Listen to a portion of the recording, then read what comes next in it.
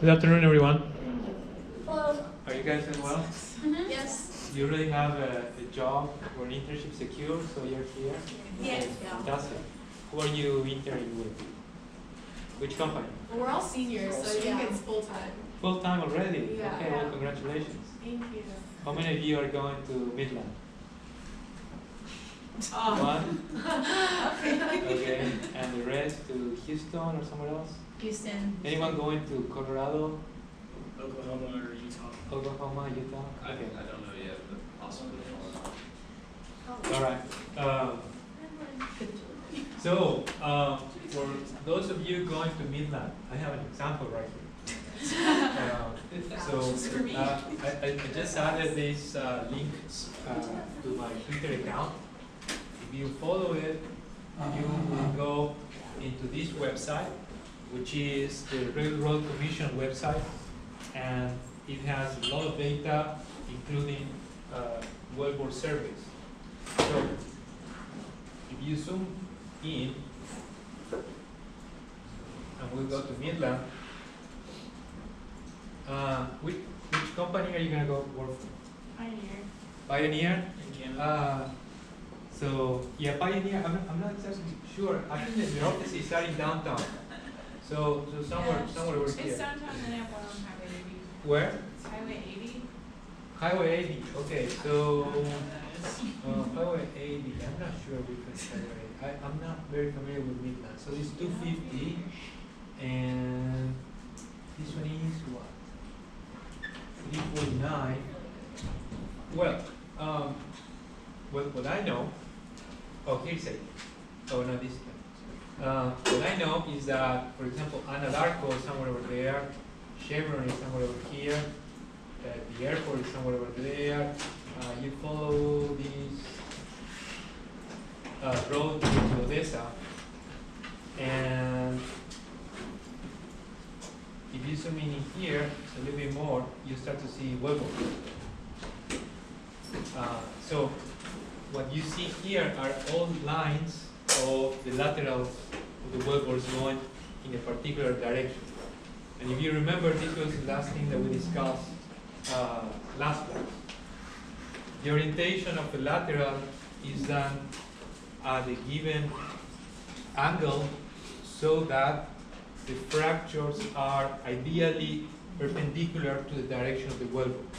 And the reason for that is to maximize the surface area of the fractures. So here I have small lateral with ideal fractures in it, and these wellbores will mean that this will be something like this. And what this is also telling you, as we discussed last time, is that if fractures are going to open as planes perpendicular to the minimum principal stress, in this case this means that the minimum horizontal stress is at an angle of more or less 10 to 15 degrees from the north towards the west. And you see, particularly in this case, that this is very consistent in this place, that all the wells are going into that direction.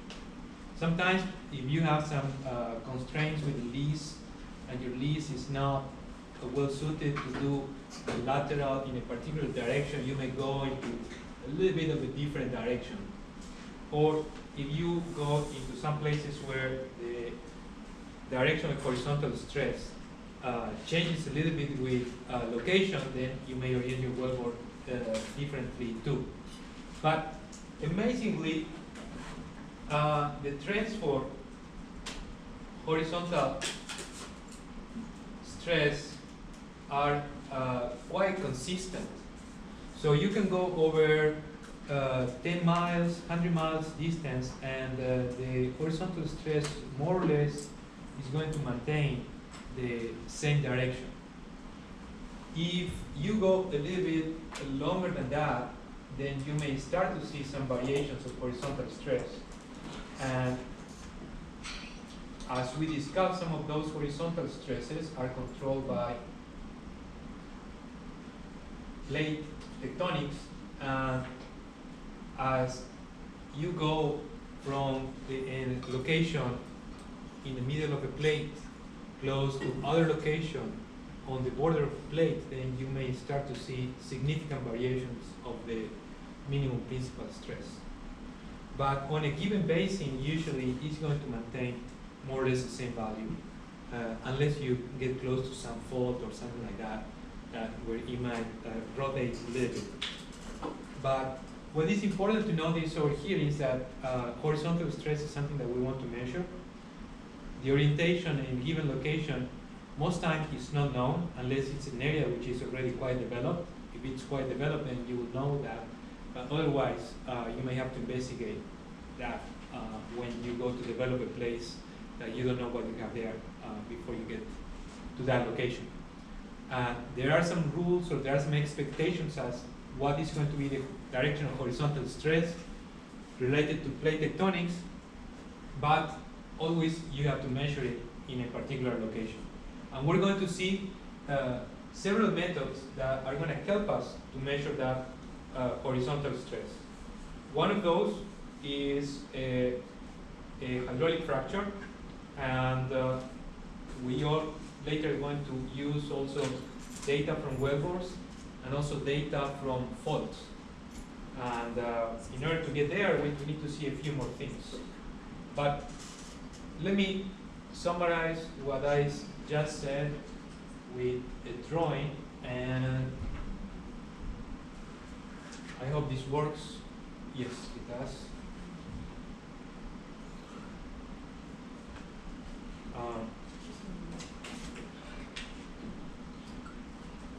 Okay, so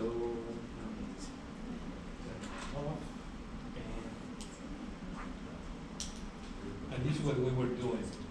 We said that if we go to Midland, let me try to make a map of Texas. I'm getting better, but I always struggle. Something like this.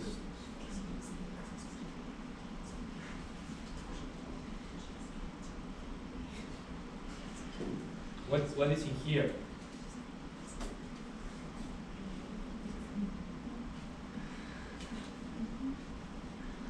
Have you guys gone to Big Bend? If you haven't, you should go.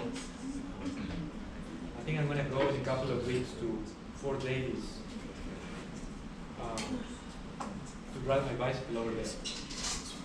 I haven't trained before. All right, so we're saying that if we go to Midland, which is somewhere over here, we saw the direction of the wellbores was in this direction. I'm looking from the top.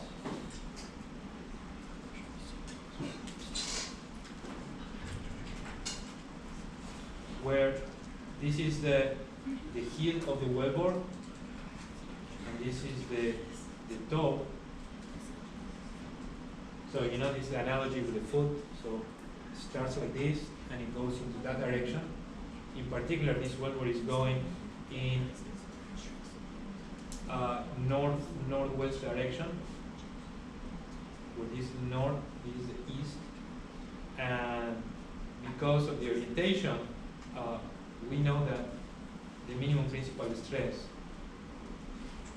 in this case is in this direction. And we also know that something that we didn't know before, but I ask you to believe me, that we know that at this particular case, at this particular location, the maximum principal stress is vertical. Therefore, the minimum principal stress is horizontal, and fractures are going to be vertical. So the people that did the fractures and the wellbores in this particular location, they knew about the direction of the horizontal stress, and that's why they did the wellbores in that direction. So we're doing now the reverse thinking. Knowing what the direction of the wellbore is, we're trying to see what is the direction of the principal stress, just looking at that published data. Okay, I encourage you to also go to this website, check what's going on here close to San Antonio. To the south, you have the Eagle Ford, and you are also going to see the deviation of the wellbores. If you go here somewhere to close to Dallas Fort Worth, you also have Barnett Shale. You're going to see similar stuff. You go a little bit further south of New Mexico, you have the Delaware Basin, and you're also going to see similar things. And again, the direction of the wellbore is going to give you a clue about the direction of the principal stress. All right. So let's see what we have learned so far. We have learned that there is a total vertical stress, that it's relatively easy to calculate, and it's equal to the weight of the overburden on top of a particular location. And in order to calculate it, you use this formula, and you use density from logs in order to calculate that value. And sometimes you can estimate it too, assuming a given gradient, like 1 psi is a typical gradient, 1.1 let's say. You do that easy calculation and you're going to be within 10% error of the actual value. So that's pretty good. We have seen now that there is also a minimum horizontal stress, and if we are in a place where the minimum principal stress is horizontal, then we're going to be able to estimate the value of this horizontal stress. So if this one is the minimum principal stress, if I want to get the value, the actual value, the only thing that you can do is to do a field test. So here you can do a hydraulic fracture test. You could also estimate it indirectly. So this one is going to be direct. But you can do also wellbore stability calculations, and we're going to see that later on, to tell you what is that value. And you can also take a look at what we're going to call fault equilibrium, which is going to also give you a hint about what that value is. And these methods are going to be indirect. Further, later we're going to use models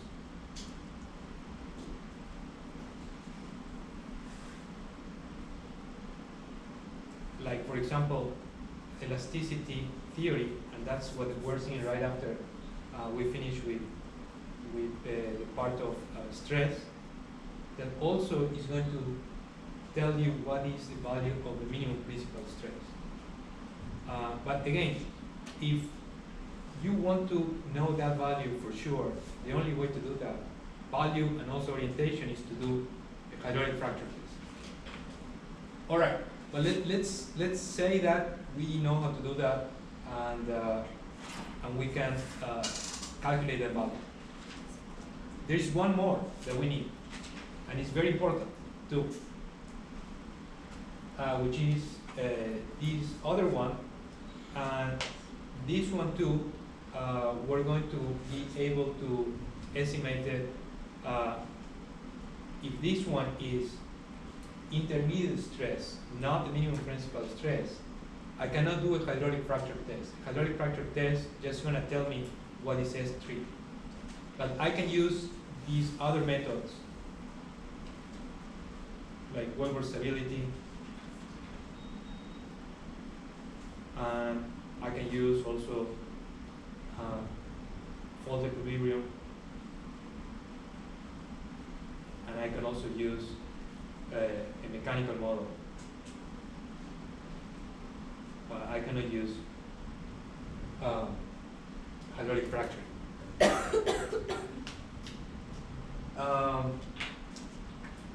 intermediate stress is very important because sometimes, for example, when the difference between the two horizontal stresses is very small, and particularly is smaller than the additional pressure that you put in fractures to make fractures, fractures may turn into directions which are not the ones that you expect to be perpendicular to the minimum principal stress. Why? Because a fracture feels more or less a homogeneous stress field, and it doesn't care if this one, let's say, in this particular case, if this one is a minimum principal stress, if the one in this direction is very close to that, it may just turn in other directions and create a more complex fracture. So the difference between S2 and S3 is going to be very important. All right, so we're going to spend a lot of time talking about the first thing that we're going to do is to build the theoretical knowledge in order to build these mechanical models. And that's going to be done with continuum mechanics and with the Young modulus, Poisson ratio, also those things that you learned before in what's the name of the course that you take? Solid mechanics. So all of those things we're going to apply now to the subsurface. That's not the only solution. We'll see that that model sometimes falls a little bit short. So also we're going to use additional understanding, considering that faults might be limiting the maximum stress that you can build up in the subsurface. Just imagine if you have plates bumping into each other, they cannot compress the rock forever. At some time the rock is going to fail, and that failure is going to be actually a fault. It's going to be a maximum value of stress that the rock can hold. And later also we're going to talk about wellbore stability, which is going to combine both elasticity and failure in order to see how wellbores fail and what data we can get out of that. And last, we're going to talk about hydraulic fracture test with all the knowledge that we learned before. Each of these has its own application, but they are also going to be very useful overall to better understand the geomechanics